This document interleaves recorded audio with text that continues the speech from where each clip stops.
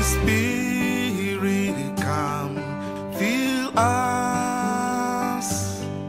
Holy Spirit, come dwell in us. Comforter and flame of fire. In the name of the Father, and of the Son, and of the Holy Spirit. Amen. Heavenly Father, we thank you for another opportunity to reflect on your word. Touch our lives, Lord, and draw us ever closer to you and make us better Christians through Christ our Lord. Amen. Beloved in Christ, on this Saturday, the 22nd week of the year, reflect with me on this theme, Jesus our Defender. And we shall take our reflection from the Gospel of St. Luke chapter 6, verses 1 through 5. On a Sabbath, while he was going through the grain fields, his disciples plucked and ate some ears of grain, rubbing them in their hands. But some of the Pharisees said, "Why are you doing what is not lawful to do on the Sabbath?" And Jesus answered, "Have you not read what David did when he was hungry, he and those who were with him, how he entered the house of God and took and ate the bread of the presence, which it is not lawful for any but the priest to eat, and also gave it to those with him? And he said to them, the Son of Man is Lord of the Sabbath." Friends in Christ, the disciples walking in the company of their master on a Sabbath day, and they were very hungry, and they were picking ears of corn, rubbing them with their hands to satisfy their hunger, their thirst, and their yearning for physical food. While doing this, the Pharisees complained bitterly that the disciples were doing something wrong on the Sabbath day. But Jesus took this up and decided to speak for his followers.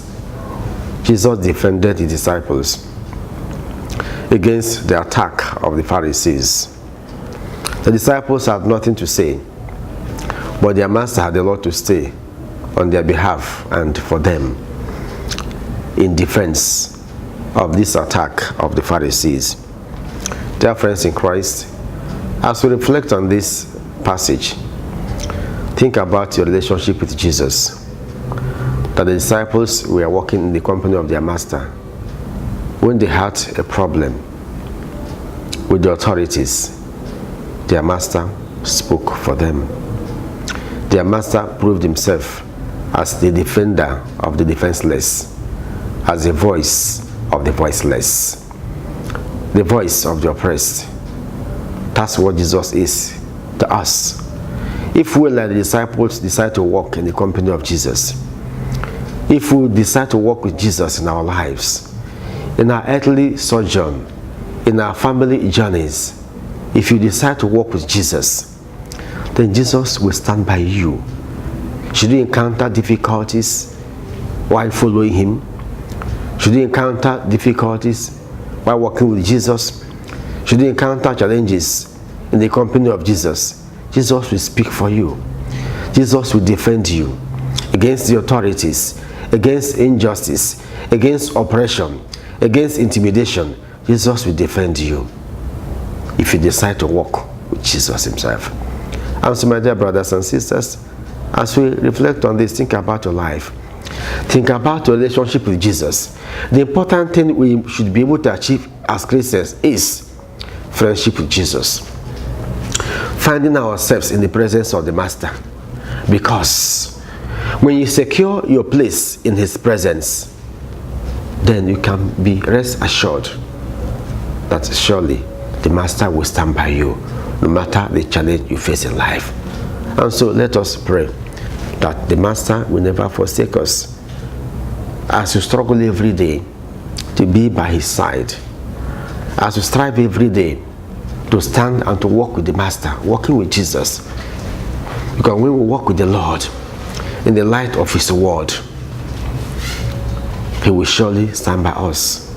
He will lighten our burdens. He will speak for us. So we pray that God will help us every day of our lives to learn to walk with the Master. And as we walk with the Master, we pray that the Master will stand by us and defend us against every oppression and lead us along the path of peace and favor. May the Lord bless His word in our hearts and make us better Christians who will always be willing to walk with the Master, who will never leave the Master's presence, but always abiding with the Master, so that the Master will speak and stand for us. May God defend you. May God protect you. May God speak for you. May God be a voice always unto your life and your situation. And may God grant you victory against every oppression in your life through Christ our Lord. Amen.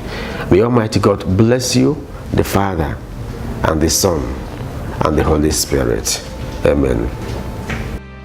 Holy Spirit, come, fill us. Holy Spirit, come dwell in us. Comforter and flame of fire.